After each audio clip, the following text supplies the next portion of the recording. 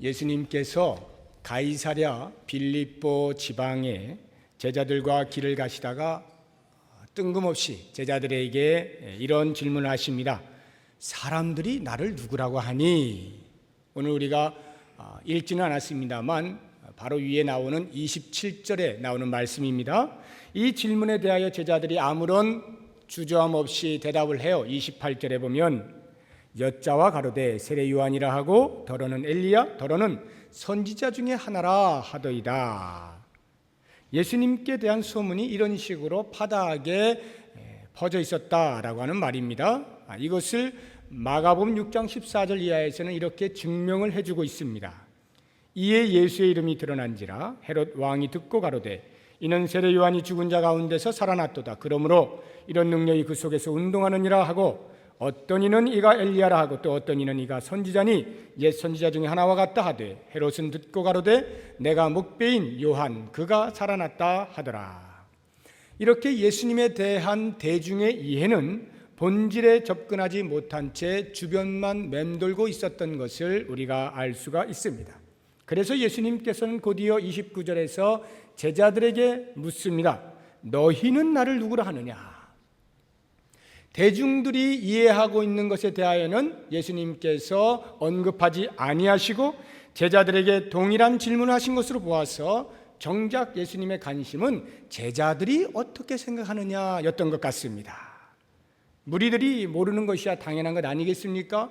그저 나타난 현상만 보고 판단하겠죠. 그러나 적어도 3년여 동안에 예수님과 함께 생활했던 제자들 정도라면 이제 내가 누군지 알겠지 하는 마음을 가지시고 물어보신 것입니다. 그때 수제자인 베드로가 역시나 대답을 하는데 29절 하반절에 주는 그리스도십니다 이렇게 대답을 하는 거예요. 너무나 단순하였지만 아주 정확한 대답이었습니다. 병행 구절인 마태복음 16장 16절에는 주는 그리스도시요 살아계신 하나님의 아들이십니다 이렇게 기록이 되어 있어요. 이 대답은 기독교의 근간을 이루는 가장 중요한 핵심 부분, 중요한 내용을 담고 있습니다. 그리스도는 메시아라고 하는 이 히브리어를 헬라어로 번역한 거예요. 그러니까 예수님께서 바로 온 이스라엘 백성들이 그토록 기다려왔던 이스라엘 백성의 메시아였다라고 고백을 하고 있는 것입니다.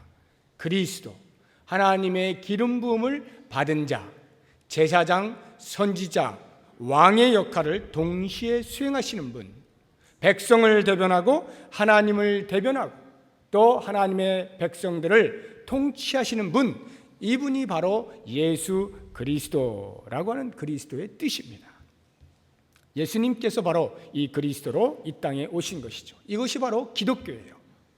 또 하나는 예수님께서 살아계신 하나님의 아들이시라는 것입니다. 과거, 현재, 미래의 모든 시간을 초월하여서 영원토록 살아계신 하나님, 그 하나님의 아들로서 모든 권세를 가지고 계신 분입니다 라고 하는 고백입니다. 이것이 바로 또한 기독교예요. 우리가 예수를 믿는다라고 할 때는 적어도 이 두 가지 사실에 대하여 전인격적인 동의와 고백을 하는 것을 의미하는 것입니다. 이 고백을 한 베드로에게 예수님께서 다음과 같이 칭찬을 하시죠. 마태복음 16장 17절 이하에 예수께서 대답하여 가라사대 바요나 시몬아 내가 복이 있도다. 이를 내게 알게 하니는 혈육이 아니요 하늘에 계신 내 아버지시니라. 또 내가 내게 이르노니 너는 베드로라. 내가 이 반석 위에 내 교회를 세우리니 음부의 권세가 이기지 못하리라. 사람의 힘으로는 고백할 수 없다는 거예요. 오직 하늘의 힘으로 성령의 은혜로 말미암아서만 예수께서 그리스도이심을 고백할 수 있다는 말입니다. 이 말은 하나님께서 인정하시는 신앙함의 정확한 표현, 그것이 바로 예수는 그리스도시요 살아계신 하나님의 아들이십니다 라는 말인 거죠.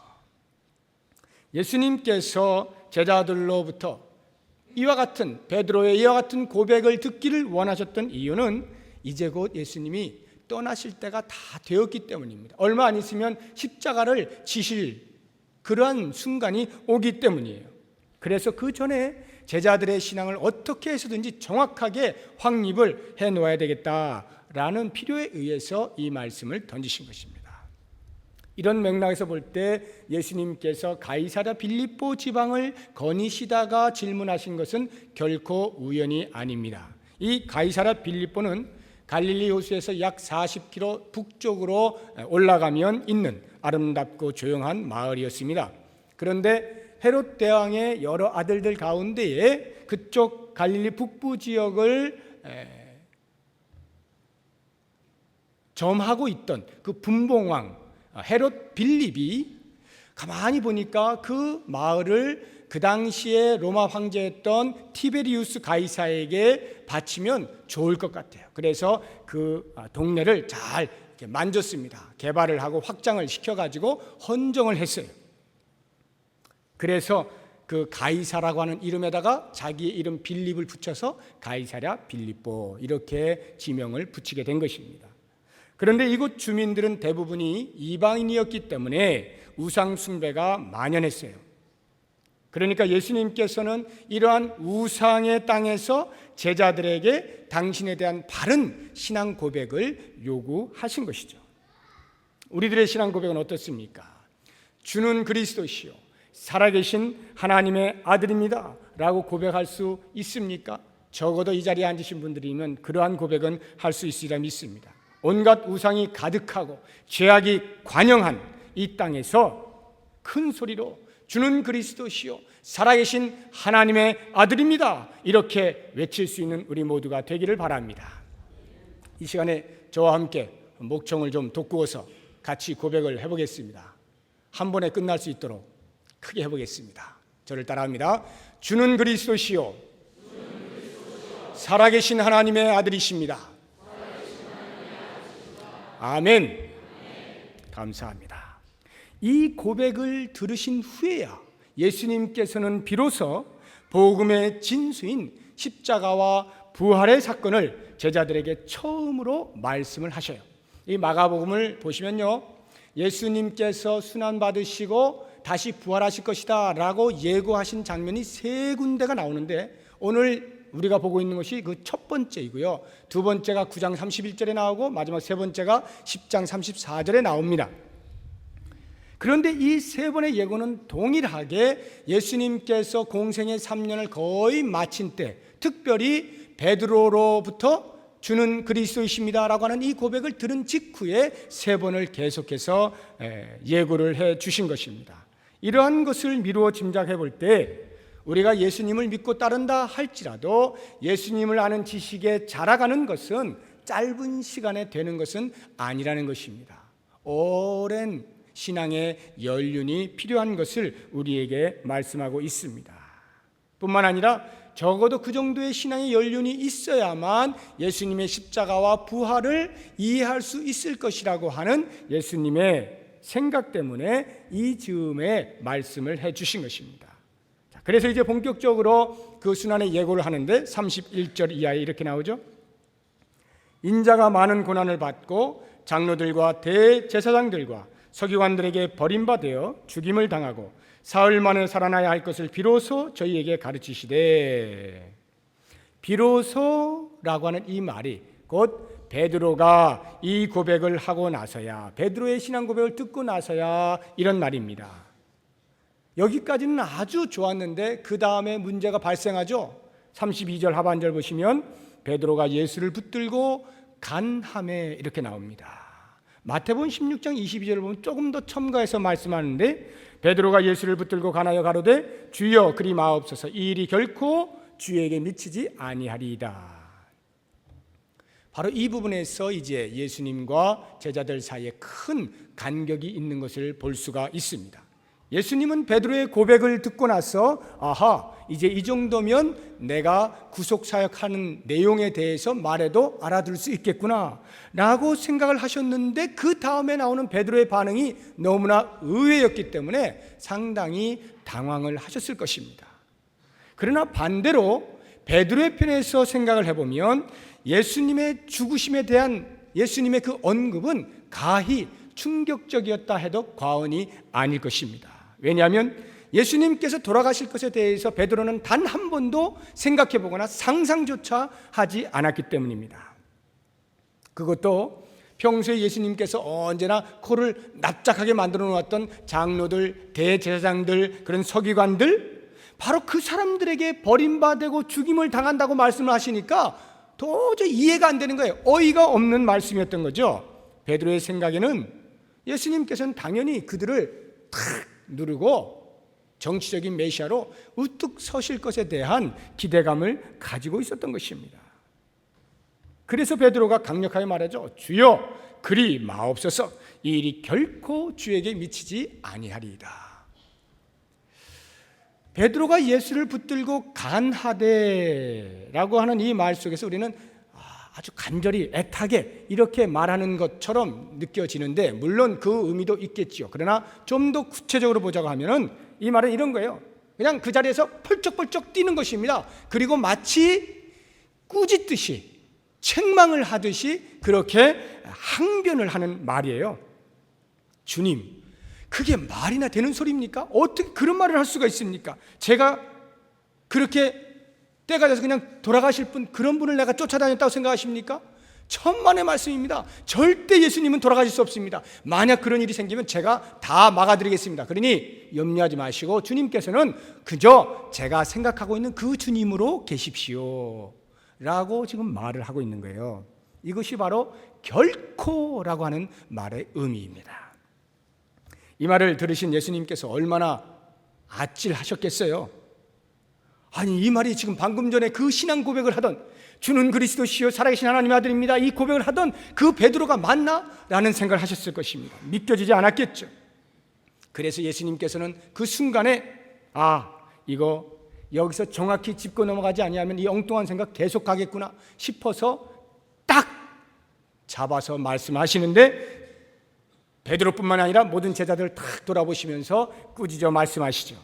33절에 예수께서 돌이키사 제자들을 보시며 베드로를 꾸짖어 가라사대, 사단아 내 뒤로 물러가라. 내가 하나님의 일을 생각지 아니하고 도리어 사람의 일을 생각하는도다. 베드로뿐만이 아니라 제자들 전체를 돌아보고 꾸짖어요. 왜냐하면 베드로가 대표해서 말을 했지만 지금 그 말, 절대로 당신 돌아갈 수 없어요 라고 하는 그 말에 모든 제자들이 암묵적으로 동의한 것이기 때문에 예수님께서 다 같이 놓고 지금 말씀을 하시는 것입니다. 너희들 지금 헛다리 짚고 있는 거야 라고 말씀하시는 거죠. 그리고는 그 제자들 향해서 직격탄을 날리시는 거예요. 너희가 만약 내가 가는 길을 막는다면 그것은 곧 하나님의 하시는 일을 대적하는 것이기 때문에 너희들은 사단일 수밖에 없다라고 하는 거예요. 비록 수제자였지만 당시 그의 생각은 극히 사단적이었습니다. 왜냐하면 하나님의 일을 생각지 아니하고 사람의 일을 생각하고 있었기 때문입니다. 예수께서 고난당하시는 것을 견딜 수 없어서 그 충정심에서 나온 것 몇 프로 있겠죠. 그러나 정말 베드로의 그 속내를 들여다보면 그것은 예수님과 함께 좌의정 우의정 차지해야 될 자신의 자리가 없어질 것에 대한 불안감, 그 이상 아무것도 아닌 것입니다. 우리는 예수를 믿으면서도 정작 예수님에 대해서 잘 알지 못한 채 혹시 나의 생각으로 예수님을 가두거나 조정하려고 하는 실수를 하지는 않는지 모르겠습니다. 예수님께서 나에게 원하시는 것이 무엇일까에 대한 관심보다 내가 나의 것을 얻는 데 필요한 예수님으로 둔갑을 시키는 거기에 열중하지는 않는지 모르겠습니다. 예수를 믿는데 무슨 고난이냐, 예수를 믿는데 왜 죽음이냐라고 의아해 하실런지도 모르겠습니다.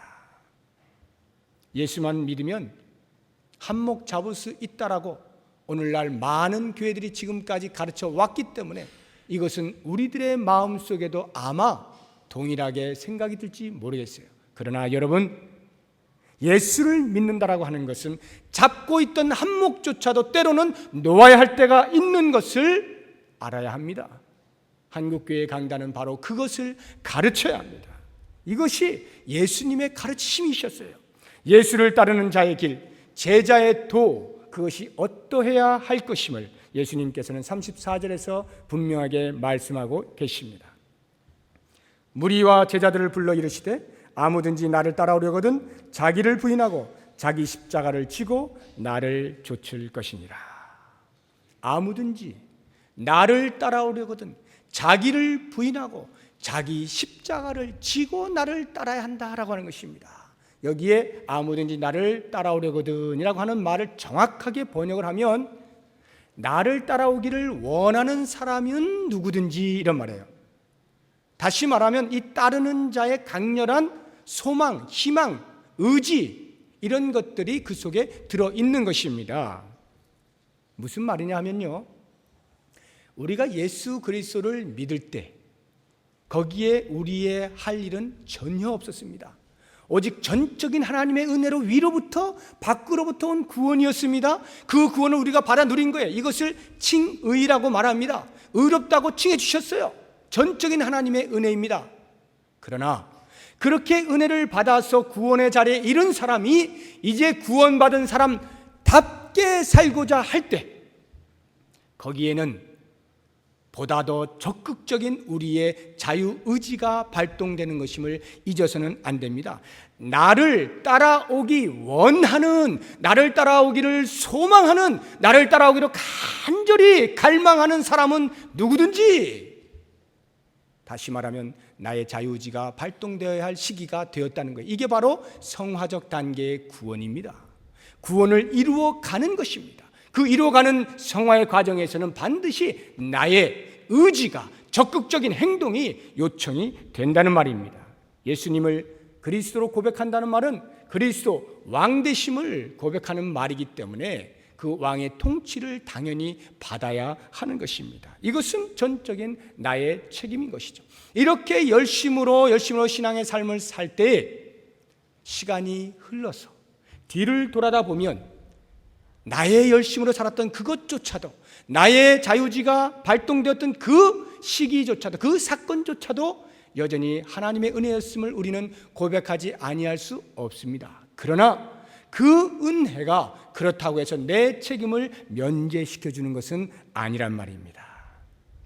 아무든지 나를 따라오거든 예수 그리스도를 따르는 데는 반드시 나의 적극적인 의지가 발동이 되어야 한다, 결단이 있어야 한다라고 하는 것입니다. 이렇게 예수님을 따르고자 작정을 할 때에 예수님께서 우리에게 두 가지를 요청을 하시는 것입니다. 그것이 무엇이냐? 첫째는 자기를 부인하는 것입니다. 자기를 부인한다라고 하는 말은 지금까지는 내가 내 삶을 주관했어요. 내가 내 삶을 컨트롤했어요. 내가 내 삶을 책임지고 관리를 했어요. 그런데 그것을 포기하겠다 이 말이에요. 그리고 이제 내 모든 나름대로 세워놓은 계획과 꿈과 어떠한 삶에 대한 추구를 버려버리겠다라고 하는 것입니다. 베드로는 예수님을 따르면서 예수님의 뜻이 무엇인가, 예수님이 무엇을 원하시는가, 이 부분에 관심을 가진 것이 아니라 내가 얻을 수 있는 가치가 무엇이고 유익이 무엇인가에 염두를 두었던 것입니다. 예수님께서 십자가에서 죽임을 당하고 3일 만에 다시 부활하실 것에 대해 말씀하실 때 베드로의 입장에서는 그것을 말려야 하는 것이 너무나 당연했죠. 그러면 자신이 예상했던 대로 진행이 되지 않기 때문에 그렇습니다. 그래서 예수님의 계획을 자신의 생각에 맞추어서 수정을 하려고 했던 것이 주여 그리 마옵소서, 이 일이 결코 주님께 이루어지지 않을 것입니다, 이렇게 말을 하는 것입니다. 예수님께서 베드로를 심하게 꾸짖으신 후에 제자의 도를 말씀하신 것은 바로 이 때문이었습니다. 베드로를 제자로 부르시고 훈련을 시키신 다음에 예수님이 승천하시고 나면 그 남은 사역을 그에게 맡기셔야 하는데 베드로를 보니까 아직 그것을 맡을 만한 자격이 안 된 것입니다. 생각과 태도와 행동 모든 면에서 제자의 길을 걷기에는 너무나 이 자아가 시퍼렇게 살아있는 것을 보시고 예수를 따르는 자는 무엇보다 나 자신을 부인해야 한다라고 하는 것을 강조하신 것입니다. 그러나 여러분, 이 말씀이요, 오늘날 현대를 살아가는 우리들에게는 점점 어려운 말로 다가옵니다. 19세기 말에 서구 사회를 강타했던 심리학, 이것은 인간의 자아에 대한 대단한 신뢰감을 주었습니다. 심리학은 우리에게 말합니다. 잠재된 인간의 능력을 깨워라. 만약 인간이 죄가 있다면 그것은 잠재된 능력을 개발하지 않는 것뿐이다. 잠재력이 개발되면 모든 인간은 다 할 수 있다. 이런 식으로 심리학은 우리 인간에게 대하여 자신감을 불어넣어 주었습니다. 그것뿐만 아니라 또 한편에서는 뉴에이지 사상이 들고 일어났습니다. 뉴에이지는 내가 곧 신이다 이 말이에요. 내가 곧 신이다라고 하는 자아숭배 사상으로 현대인들을 아주 매혹하기에 달콤한 것이었습니다. 이렇게 한편에서는 심리학이, 또 다른 한편에는 뉴에이지가 사방에서 우겨쌈을 당하면서 사회신문적으로나 환경적으로 제한된 삶을 살고 있던 사람들에게 붙이기 시작했습니다. 다 같이 나를 찾는 이 일에 동참을 하면서 온 세계는 아이 열병, 미 열병을 앓고 있다고 해도 과언이 아닌 것입니다. 너 나만 생각해야 돼? 나만 봐야 돼? 내가 최고야. 나보다 예쁜 사람 있으면 나와봐. 전부 납니다. 내 안에 있는 나를 찾아라. 나만의 세계. 여러분 선전 보십시오. 다 납니다. 나. 우리는 이러한 사회적 분위기에 그대로 노출이 되어 있는 사람들입니다. 그래서 나도 모르는 사이에 나 중심적인 사고에 대단히 익숙해져 있습니다. 그러므로 자기를 부인하라고 하는 이 말씀은 오늘 사는 우리들에게 너무나도 힘겹게 느껴질 수밖에 없습니다. 그러나 문제는 이렇게 자아를 부인하는 일이 없이는 예수 그리스도를 따르는 제자의 길을 갈 수 없다고 하는 데 있습니다. 자기를 부인하는 그 자리에서 예수의 제자됨이 나타나게 되는 것입니다. 어제 제가 10수년 전에 가르쳤던 학생들이 이제 커서 저희 집을 방문을 했어요. 아까 인사를 같이 나눴던 친구도 이제 한 분인데, 이렇게 올 때 선물을 하나 이렇게 들고 왔습니다. 좀 컸다고 이제 그냥 안 오고 이렇게 딱 하나 선물을 가지고 왔는데, 보니까 액자예요. 그 액자가 뭐냐면, 보니까 십자가가 이렇게 가운데 있고 그 밑에 성구가 쓰여져 있는데, 그 십자가가 아주 독특합니다. 못, 진짜 그 녹슨 못 있잖아요. 그 못들을 한 수십 개로 이렇게 꼬아가지고 그걸 십자가로 이렇게 딱 만들어 놨더라고요. 제가 그걸 딱 이렇게 풀어보는 순간에 막 못소리가 막 나는 거야. 쾅쾅쾅쾅. 마치 제가 예수 그리스도 십자가에 못 박는 듯한 그런 느낌이 들기도 하고, 예수께서 십자가에 못 박히신 장면이 떠오르기도 하고, 나는 과연 나의 십자가에 내가 못 박히고 있는가? 이런 생각들이 막 떠오르더라고요. 그리고는 그 밑에 있는 성구를 탁 보는데 갈라디아서 2장 20절이에요. 내가 그리스도와 함께 십자가에 못 박혔나니 그런즉 이제는 내가 산 것이 아니 오직 내 안에 그리스도께서 사신 것이라. 내가 그리스도와 함께 십자가에 못 박혔나니 그런즉 이제는 내가 산 것이 아니요 오직 내 안에 그리스도께서 사신 것이라. 이게 바로 자기 부인이란 말이에요. 나를 부인한다는 것은 곧 내가 십자가에 못 박혀 죽는 것을 말하는 것입니다. 더 이상 내 안에 내가 살고 있는 것이 아니라 내 안에 예수 그리스도를 왕자에 모시고 사는 삶, 이것이 바로 자기 부인의 삶입니다. 예수님께서 내 마음 중심에 계셔서 나를 움직이실 때, 그때 비로소 나는 제자의 길을 걸을 수가 있게 되는 것이에요. 그러한 제자의 길을 걷게 될 때 비록 그것이 때로는 어렵고 힘든 길이라 할지라도 나의 삶의 전 영역에 질서가 잡히기 시작합니다. 무엇을 따라야 하느냐라고 하는 원칙을 알게 됩니다. 그리고 나는 무엇을 위하여 헌신하며 어디에 나의 열정을 쏟아야 할지를 드디어 발견하게 되는 것입니다. 이것이 바로 자기 부인입니다. 예수 그리스도를 따르는 제자도의 첫 번째 열쇠가 자기 부인이라고 할 때, 두 번째 열쇠는 자기 십자가를 지는 것입니다. 십자가를 진다라고 하는 말은 죽음의 자리에까지 가는 것을 의미합니다. 십자가는 아시는 것처럼 그 당시에 가장 흉악한 범죄를 한 사람들 가운데서도 고르고 골라서 십자가형을 주었습니다.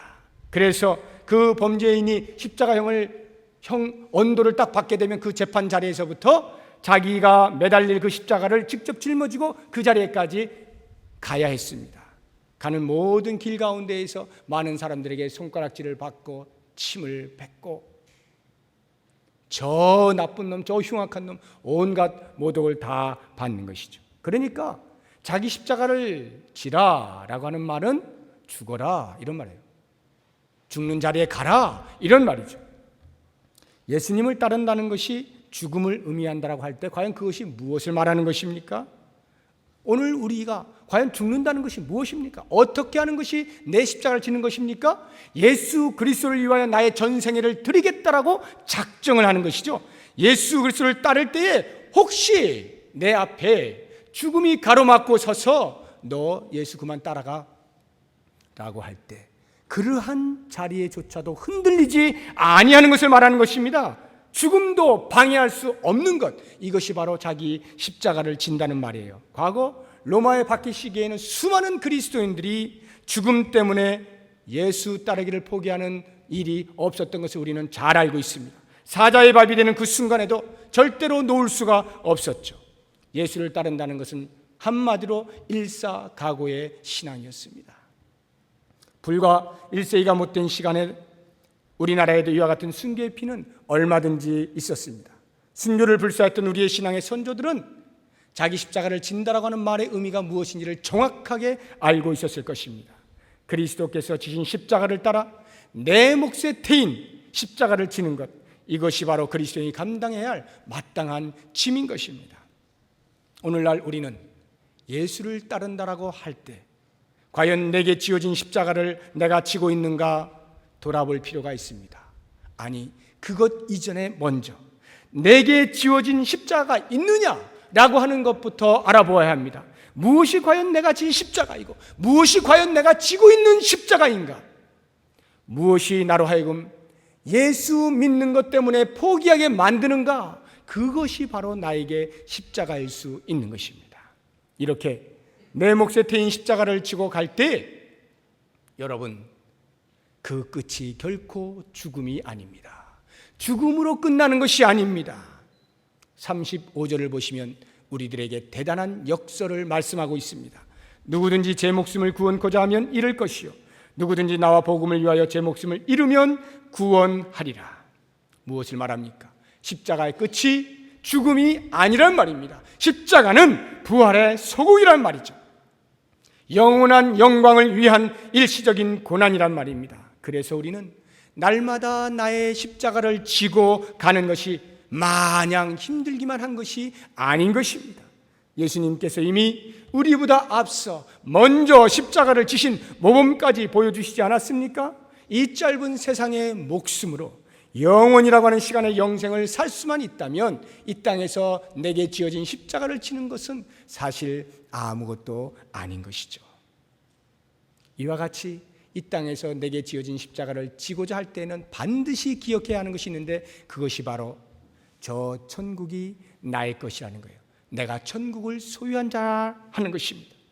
이 하늘의 소망, 내세관이 분명하지 아니하면 십자가를 지기는 쉽지가 않습니다. 곧 오실 주님을 바라보시고 천국의 입성을 고대하실 수 있을 때 비로소 이와 같은 종말의 신앙이 이 땅에서의 욕심을 버리게 만드는 것입니다.